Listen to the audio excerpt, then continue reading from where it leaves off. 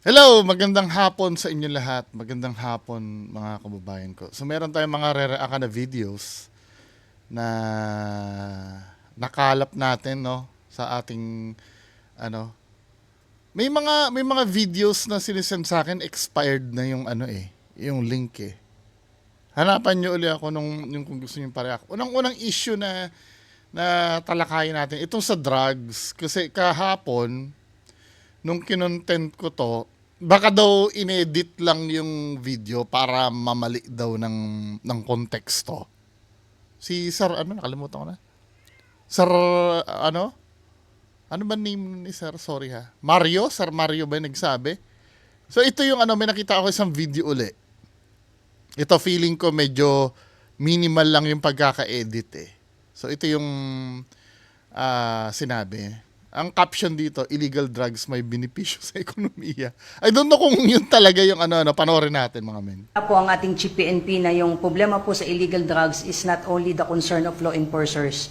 It also involves, it's a health problem, it's an economic problem. So dito pumasok yung naging usapan na yung mga gumagamit po ng illegal drugs, some of them are not really drug dependent, some of them are social user, or some of them, in fact, may mga nahuli tayo na ang reason nila is kaya sila nagda-drugs is para magising lang sila just to extend yung working hours. I think that was the context na sinabi ng ating Chief PNP na hindi dapat tinitignan ng isang drug user as masama, kundi biktima sila.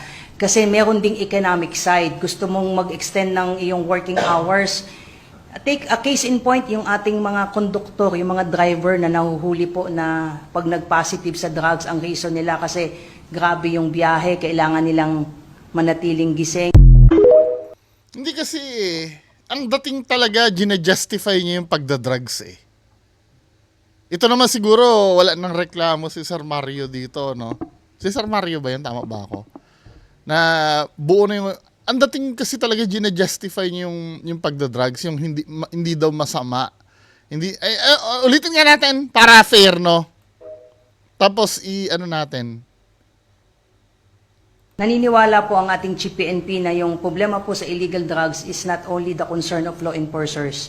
It also involves, it's a health problem, it's an economic problem. So dito po... Totoo naman yon. Hindi lang daw concern ng mga enforcer yung Pero kayo pa rin ang susumbungan. Sino pa bang hindi naman mahuhuli na maliban na lang kung isi-citizens arrest mo pero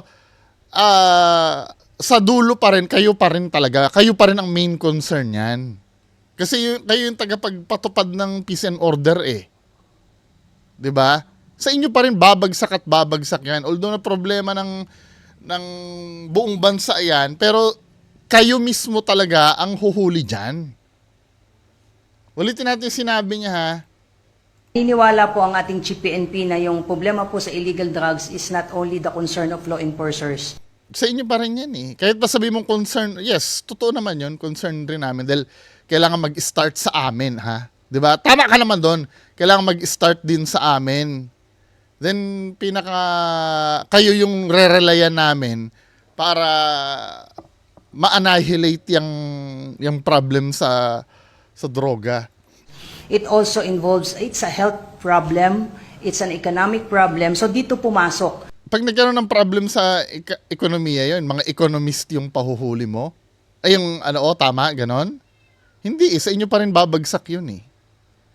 Yung naging usapan na yung mga gumagamit po ng illegal drugs, some of them are not really drug dependent, some of them are social user, or some of them, in fact, may mga nahuli tayo na ang reason nila is kaya sila nagda-drugs is para magising lang sila. Hindi siya confident sa sinasabi niya, no? Na medyo nabubulol siya eh. Kasi parang alam niya mali yung konteksto nung chief niya. Extend yung working hours. I think that was the context na sinabi ng ating Chief PNP na hindi dapat tinitignan ng isang drug user as masama. Kundi so hindi daw dapat tinitingnan ang drug user as masama. Ganito naman, ma'am.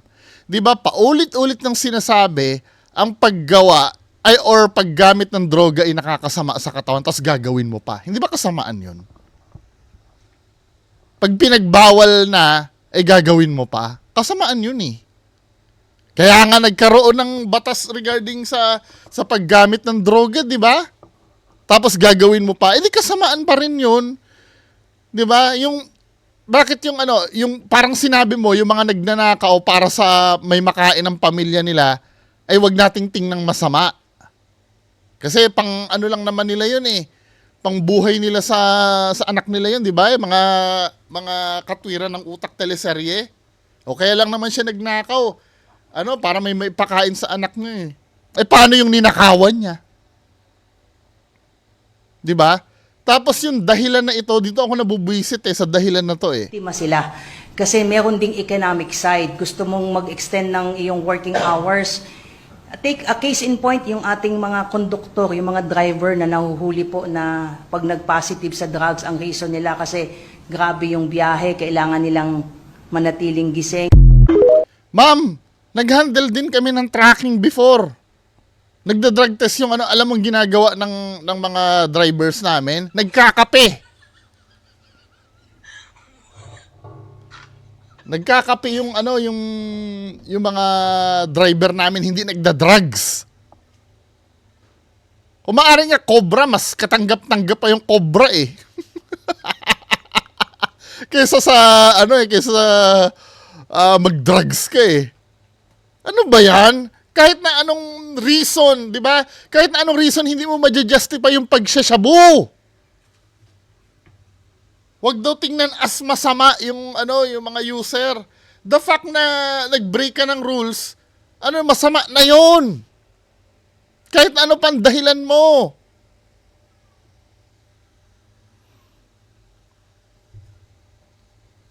Hindi, agree ba kayo sa akin? Wala talaga. O, wag nating sabihin. Kaya nga, meron man akong konting reservations tungkol dyan. Sa mga kabataan lang yon, yung mga na peer pressure. Kasi inuulit ko, during kabataan mo, big deal kasi yan sa kanila eh. Nasa development stage sila, na gusto nila yung belong sila or in sila, big deal sa kabataan kasi iyon. Pero pag matanda ka na, nagtatrabaho ka na, ikaw ay may binubuhay ng pamilya, hindi na valid yung dahilan na peer pressure. 'Di ba? Pero sa kabataan, big deal kasi 'yun eh. Yung kasi ang buhay nila wala pa silang iniintindi na nabubuhaying pamilya. Karamihan ng mga kabataan, ang gusto lang nila maging bilong sila dun sa isang grupo. Kaya big deal sa kanila, kahit ayaw nila, gagawin nila 'yon. Doon ko maiintindihan yung na sila ay biktima, yung mga kabataan. Pero pag yung mga matatanda na may utak na makakapag-isip na ng tama at mali, 'di ba? Hindi mo pwedeng sabihin biktima na rin yung mga 'yon. Ginusto na nila yung mali eh. Ano ba naman tayo, ma'am? Diyos ko naman, ma'am. Or sir. Diba? Hindi na nga ako tumututol sa inyo. No? Hinuli nyo si Duterte. Diba? Ayoko na nga magsalita sa part na yun eh. Pero yung ganyan, diba? Nakakatakot, no? Nakakatakot yung ganyang mentality ng ano natin. Diba? Hindi ako nagpapaka-political, diba? Kasi sabihin nyo, kinakampihan ko si Duterte dahil tinitira ko yun. Pero kung ganyan mag-isip yung mga pulis natin, bakit sa drugs lang kayo nakakaisip ng ano, kasi biktima sila eh. Bakit yung mga nagnanakaw sa grocery store, hindi nyo maisip-isip na biktima din ng kahirapan yun, walang maipakain sa anak nila, kaya nagnanakaw? Mas katanggap-tanggap pa yun eh. Diba? Ba't mo gagawing example yung mga konduktor? Pag nag-drive ng nakahayang mga yan, wala nang minor-minor yan. Pag nag-road rage yung mga yan, makokontrol nyo? Tanga din talaga. Sorry, pero ang tanga talaga. Hindi nila iniisip na parang biktima lang sila. Kaya lang naman nila nagagawa yon dahil nagda-drive sila ng matagal. Pagda-drive lang ba yun? Sa pagda-drive ba, paggising lang ba yung problema? Pati nga decision making, may epekto yung droga dun eh. let's say magre-red light na, hahabulin mo yung red light dahil addict ka, wala ka ng takot na mahuli or madisgrasya, didiretsuhin mo na yon. Lalo na pagka may nakagit-gitan yan at nag-road rage yan. Baka patayan agad ang ano niya na nasa isip niyan pag addict. Ano ba? Ma'am. Kaya nga nilagay din sa batas na bawal ang drugs eh. Tapos sasabihin nyo, biktima. Yung youth ang ang may karapatan dyan sa word na biktima na yan, yung mga kabataan natin. Inuulit ko dahil sa peer pressure. 'Di ba? Akala nila cool 'yon. 'Yun ang kailangan i-educate natin. 'Yun ang kailangan i-save natin, yung mga kabataan. 'Di ba? Meron namang mga matatanda na gustong magpa-save Pero nasa kanila na yung decision nila eh. 'Di ba? Decision na nila 'yun eh, yung kung sila ay mag-addict. Unang-una ilang TV na ang nagsabi na masama ang mag-drugs. Napanood niyan, I'm so sure. 'Di ba? Ilang news outlet na ang napanood niyan kung anong epekto ng tao sa drugs. Tapos gagawin pa rin nila. Ano ba? Hindi kayo, bahala kayo na basta ako paninindigan kung mali ito. Itong sinabi ng pulis na to. Kasi tonong gina-justify niya eh. Na wag daw tratuhing masama, di ba? Yun ang words eh, wag daw isipin na masama. The fact na maisip mo na may pamilya ka na, tapos inisip mo pang magdroga ka, kasamaan na yun. Eh paano kung mabiktima ng kakadroga mo na yan yung anak mo na, ma-rape mo. Ano ba? Kundi biktima sila. Kasi meron ding economic side. Gusto mong mag-extend ng iyong working hours. Take a case in point, yung ating mga konduktor, yung mga driver na nahuhuli po na pag nag-positive sa drugs, ang reason nila kasi grabe yung biyahe, kailangan nilang manatiling gising. Wag daw tingnan as masama. Di ba? Anyway, ito post naman ng artista to, si name nito? Ni JM De Guzman, kilala nyo? So ito, ano ba ito?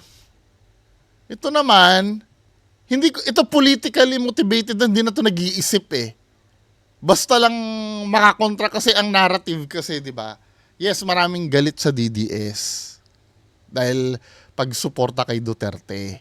Maraming galit sa DDS, Pero minsan, yung galit nyo sa DDS, ibalansin nyo din. Katulad nito, sabi niya gano'n ni may mga rape, assault at iba pang crime na ang dahilan ay labis na pag-inom ng alak.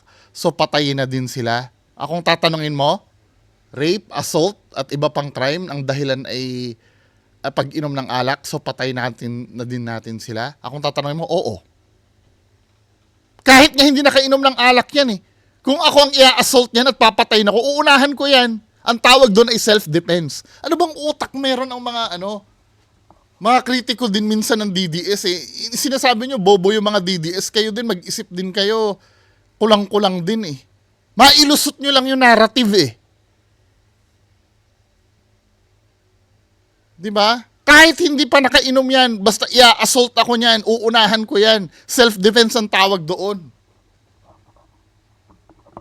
Gagamitin mo pang analogy yung pag-inom ng alak. Ano ba? Ikukumpara mo yung droga sa alak. So, yung alak, para makaiwas ka sa sa krimen, drink moderately. So, sa shabu, feeling mo ganun din. Mag-shabu ka lang ng mild. Napaka-bobo naman ito. Ano ba? Kahit 1 gramo nga lang ang tirahin mo sa shabu, iba na ang pag-iisip mo doon eh. Iba naman yung alak. Ano ba, men? Di ba? Kung tama yung pinaglalaban nyo, susuportahan ko kayo. Pero pag yung nalalaso na ng politika ang utak, kaya ayoko talagang humalo dyan sa politics eh. Makakapagsalita ka ng kabubuhan para maipagtanggol mo lang yung yung partido mo. I'm not saying na mga anti-DDS lang pero sometimes DDS ganun din. Eh, ito, kalaban ng DDS, ganyan din mag-isip. Ano lang yung narrative na katangahan. Ang importante kasi sa mga taong ito, 'di ba, yung mga political motivated na banat na ganyan, eh para maano lang, mapuntusan lang. Hindi na nag-iisip. 'Di ba, pero mo, may mga rape, assault at 'di ba pang crime na ang dahilan ay labis na pag-inom ng alak. So patayin na din sila. Abay, kung gagawin naman kahit sino yun, kahit nga i-attempt kang i-rape, pag nasaksak mo yun, pwede kang tulungan ng abogado mo dun kahit napatay mo yung manre-rape sa'yo Kahit na alisin mo na yung alak na yan, kahit sinong tao na manganib ang buhay, ano ba? Sir! Hindi na kailangan ng alak doon. Mailusot mo lang yung narrative na Ay. Kaya ayoko talaga ng politika Next video, ano to?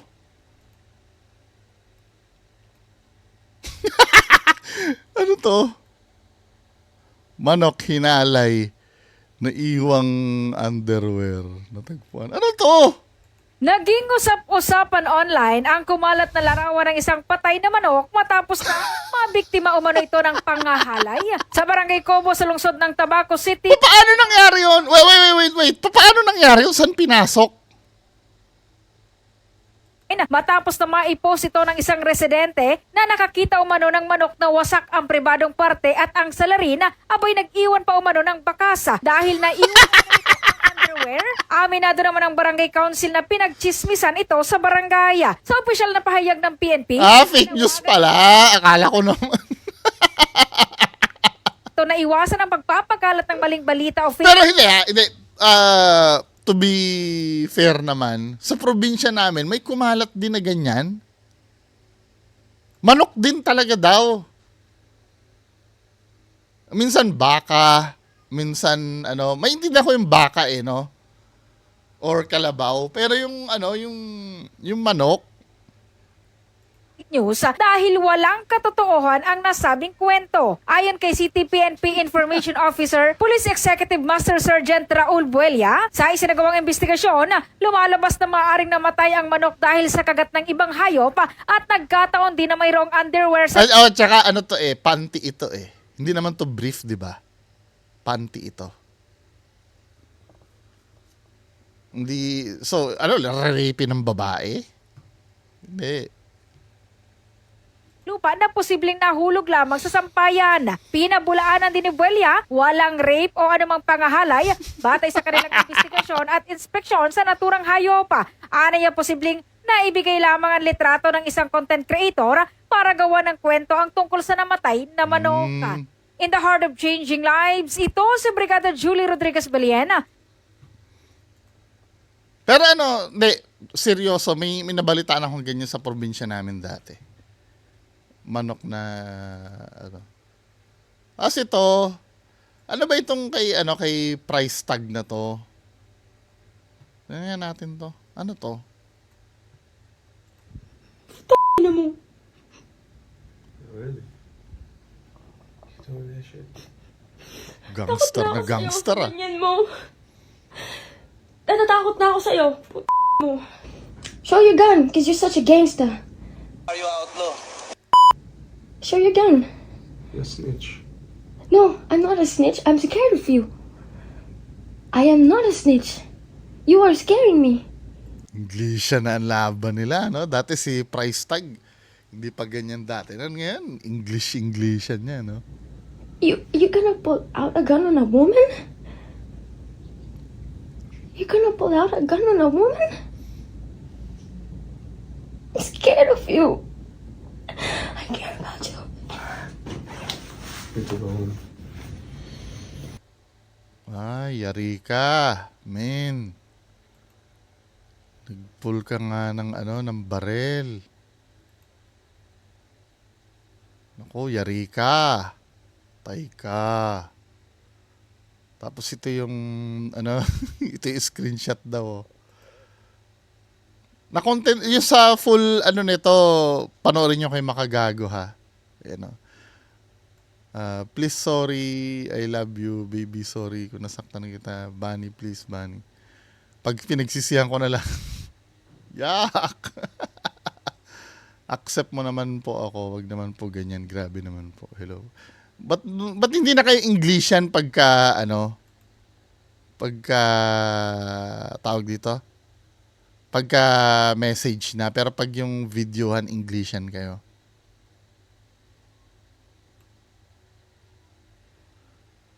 Todo sorry ngayon ni price tag. Wag mo naman ako gawin parang multo.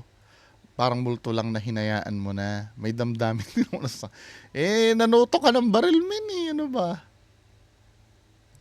Diba? Yung full story nito kay Makagago, hindi ko pa napapanood eh. Na-upload na ni Makagago. Next video natin, posting for awareness. Ano to? Psychiatrist, tumawag ka. Hindi ka nata kayang gamutin ng psychiatrist. Wait. Ito. Ano ba ang sinasabi? Yung jeep po na ito is from SM Fairview going to Bagong Silang. To cut the story short, yung anak ko po dapat may bayad siya. Kaso punuan na po yung jeep. So kinandong na lang namin siya. Then ito po si ate girl, katapat ng anak ko. Yung ate ko pinagmasdan na siya una pa lang kasi pakiramdam niya talaga may something si ate. Ngayon pinaayos ko po yung anak ko kasi nga baka makatama siya ng paa. Itong si ate bigla na lang siyang pinalo ng bote na hawak niya. Nag-ask pa ako ng maayos, ate bakit mo pinalo yung anak ko? Pwede mo ko sabihin kung nakakaistorbo siya. Kesyo, ang sabi niya may ugali daw yung anak ko. Yung anak ko po 6 years old.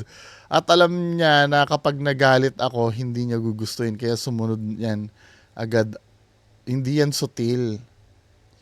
Hindi ko na sana ito ipopose kaso baka marami pang mabiktima si ate. Kawawa yung batang natutroma. Wait lang. Sige, panoorin nga natin. Tumawag na psychiatrist sa Pilipinas, tawagin mo, baka ng interview sa gitna. Hindi ka na kayang nag-psychiatrist. Kaya mo na yung Harley Quinn ng Pinas. Baliwe, namamalo bigla ng bata May eh. ano. Kasi bata mo. Sira ulo ata to eh. Mas may utak ka na din. Magsabi ka, wala namang problema eh. Sisitahin naman eh. Tinadyakan daw siya, baka gusto niya makita kung paano yung tadyak. Oo, tadyak ko talaga yun. Kwento mo sa pure gold mo. Oh, sa pure gold mo? Bakit eh? Yaman na nakabisi. Excuse me, may kapag di ako ng SM, huwag ka mag-alala, gusto mo pakita ko? Sige. Nasa bahay, halika, sama ka sa amin. O, tara. Oo, sama ka. Iba pala yung nagsasalita. Nakakalito eh. Naka-face mask kasi si ate, kaya minsan akala ko siya yung nagsasalita. Subukan mo. Bigla kasi hindi. Hindi, kasi kuya, bigla-bigla na lang namamalo ng bata. Hindi naman siya sinasadya. Yung anak mo. May ugali. May ugali. Yung itsura mo pala, may ugali ka na. Wow, talaga. Ate, ikaw nga wala kang itsura, pero hindi ko sinita yung ugali mo. Wala akong itsura? Sigurado ay, nako. Ito, ate, barangay, gusto mo bumaba? Gusto mo ba? You look like stupid whore. Ikaw whore. May konti nga, no? Pero dapat yung bata, hindi naman intention siguro ng bata na matadyakan ka. Kahit nga minsan 6 years old, gano'n ba kalaki ang 6 years old? Wala pa masyadong isip yun eh, no? Kahit nga yung bata nga minsan nakaupo ako sa jeep, hahampasin yung ganito ko. Hindi ko naman pinapatulan din. Dahil alam ko kasing bata. Minsan nga bababa yung bata, hahawakan yung hita ko eh. Yung short ko gaganunin eh. Para ano eh. Pero hindi ko naman inaano. Alam ko kasi na bata yun. 'Di ba? Although na hindi kami magkalayo ng edad ng bata, no? Alam ko kasing bata yun. Alam mo naman pag bata eh. Ano ba naman yan? Ba't kailangan pang palakihin yung ganyang bagay? Siyempre, mau-offend yung magulang, no? Ito yung boteng pinanghampas, ano? Ba't mo nga naman hahampasin ng ganyan? Diyos ko naman, parang napilayan ka ba dahil sa ginawa ng bata? Ano ba naman na nangyayari sa Pilipinas? Next video! Hindi, anong tingin nyo doon? Ito, update ito kay Boy Gasolina. Anong nangyari dito? Uminom ng gasolina ang lalaking ito sa Kalinog, Iloilo. Saka ibinuhos ang natirang gasolina sa kanyang katawan. Ilang saglit pa, sinilabanan niya ang kanyang sarili. Ang resulta, nagtamo siya ng second-degree burns. Base sa investigasyon, dating tricycle driver si Isagani Canha. Nawalan umano siya ng gana sa pamamasada dahil sa kagustong maging full-time content creator at para raw madagdagan ng follow. Alam mo, ang daming pwedeng gawing content sa probinsya eh. Yung pagtatanim, di ba? Yung mga kung paano magtanim or yung mga buhay probinsya, kahit yung naglalakad ka sa kapitbahay mo, na binibidyo mo. Mas maganda pang content yun eh kasi marami nakakamiss nun. Lalo na yung mga kababayan nating OFW na taga-probinsya din. Doon magi-start yung yung conversation eh, yung ay ganyan din kami dati nung araw, naglalakad kami sa palayan. Pero yung ganito, ano ba? Followers at tumaas sa kanyang views, naisip daw ni Canha na silaban ng katawan for the content. Sa tindi ng tinamong mga lapnos, nananatiling confined sa isang ospital si Canha. Labis daw Oo, prone sa infection yan eh, kasi nga wala na yung skin mo eh. ang pagsisisi niya, kaya may payo sa mga kapwa content creator. Hindi ganyan na pagsundo lang ako ng content ay tama ka delikado. Kag sa Tsaka madedemonetize ka pa dyan eh. Akala mo tatanggapin ng YouTube or FB yan. Madedemonetize ka dyan. pagkuhan pala dyan, Hindi rin nag-iisip eh. experience ko doon nga hindi kita consider na mag-vlog. Ayon sa health authorities, marami ang masasamang epekto ng ginawa ni Canha. Chronic nga exposure no sa tawo no sang mga petroleum nga mga gases no can even lead to coma, to death, to even cancer. Oo, pwede ka magka-cancer doon. So how much more Sa- ang mainom niya. So amo na nga dapat hindi gid no likawan tagid. Tingin naman ng isang sociologist, dahil sa kompetisyon sa social media, marami na ngayon ang gumagawa ng content na hindi naman napupulutan ng aral ng viewers upang maka-income lang. Yun nga, katulad doon sinabi ko before, yung mga audience din kasi, kaya tinatangkilik to, tamad na rin kasi mag-isip. Ang gusto lang nila, yung mapapanood nila, matatawa sila, kahit walang, alam mo yun, walang kapupulutan. Pwede ko ikumpara ito dun sa no? May ma-offend ba?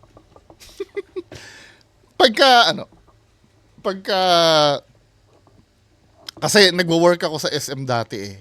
Alam mo yung kaming mga manager, minsan, pagkabarkada namin yung taga SM Cinema, meron kaming parang complimentary ticket na binibigay sa amin. Pag Metro Manila Film Festival, 'di ba?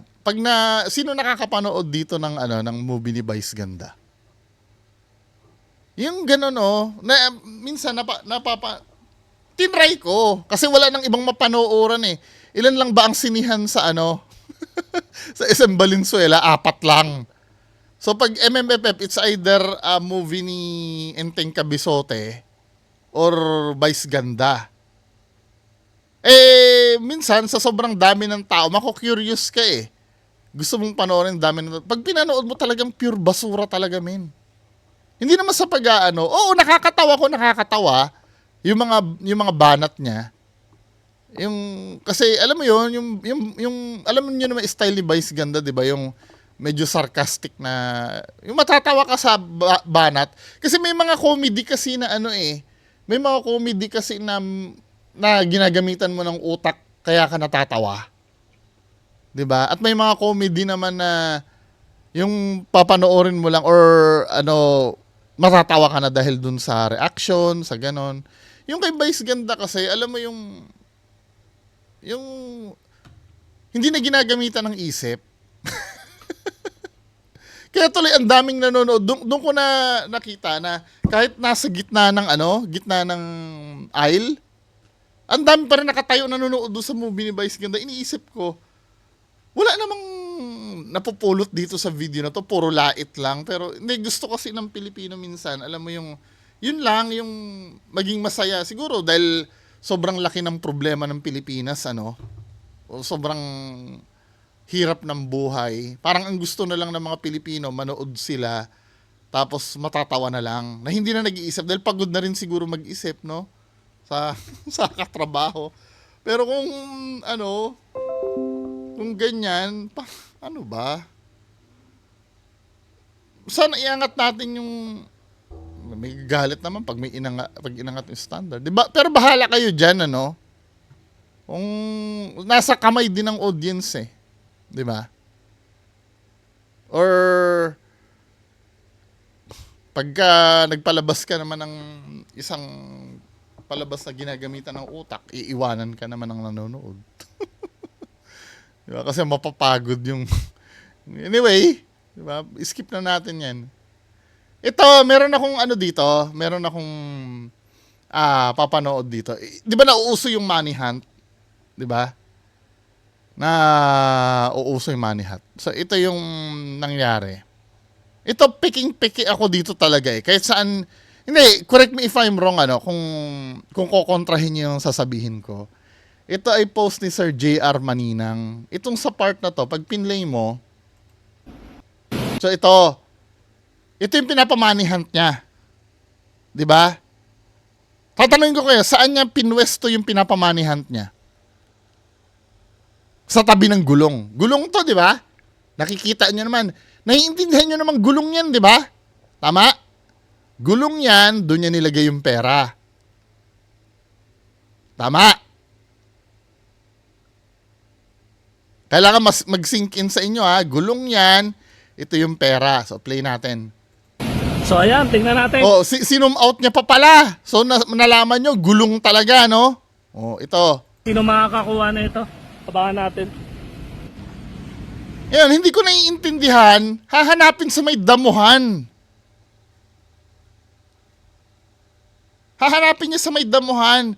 Tapos dala-dala niya pa yung cellphone niya kung saan, parang ito yung guide niya, yung video kung saan nilagay. Pero sa damuhan niya hahanapin, men.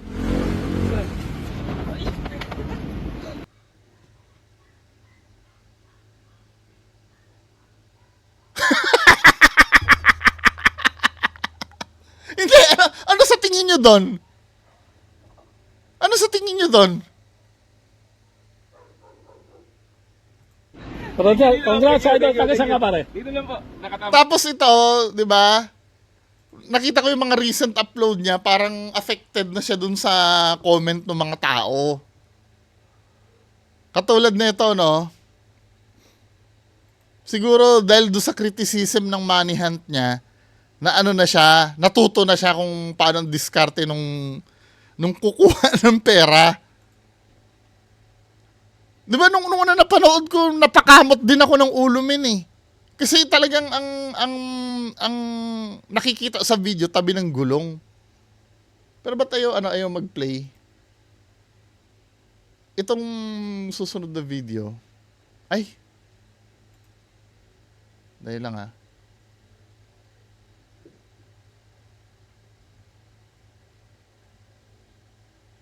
To.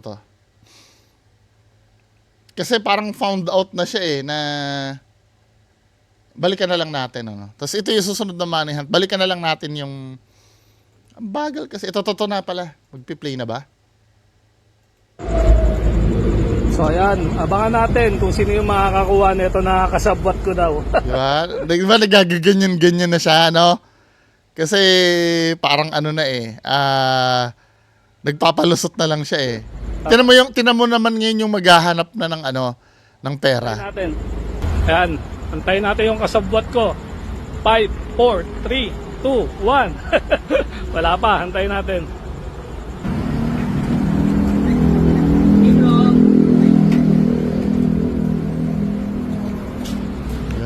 Alam na ko saan nahanapin, ano, tabi ng paso. Malayong malayo doon sa una kanina naggulong. Ano ba?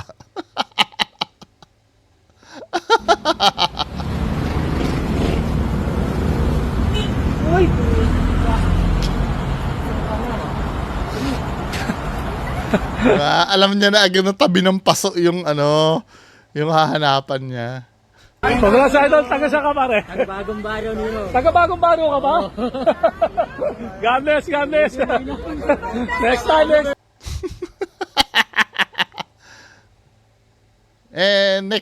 Next video tayo. Ano to? Money hunt din ba to? Op, idol, baka sumayot lang ka. Congrats, idol. God bless. Oh, so, pabilisan lang ha, pare. Sports lang. Ay, pare, wait lang. Taga saan ka, pare? Kaka-Ronimo lang. Ay, Ronimo. Okay. Ingat ha. Uy, mag-helmet ka susunod ha, pare. Magdamit ka ha. Okay, dapat na shape ha. Mag-helmet ha. Okay. Wala, ano na to, medyo malapit-lapit na to na ano. Konti na lang, may madidisgrasya na dyan sa ginagawa nyo. God bless. Wait lang. Inunahan niya yung tumatakbo eh, oh. Op. Paano pag nakagasgas pa ng ano yan? Ng, ewan ko sa mga content creator natin. Bahala kayo. Diba yung ganyan? Tapos wala pang helmet. Pag nahuli pa yan. Sumunod lang ka. Congrats, idol. God bless. Oh, so, pabilisan lang ha, pare. Sports lang. Ay, pare, wait lang. Mga content creator. Ginagawa nilang, ano yun, parang patay gutom yung mga tao. Ano to? Last video na to mga men,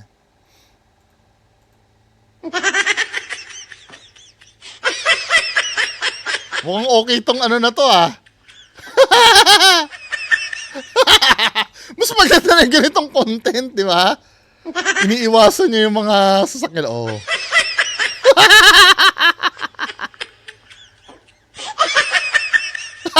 Wala na, game over na. Nasagasaan siya nung pulang ano.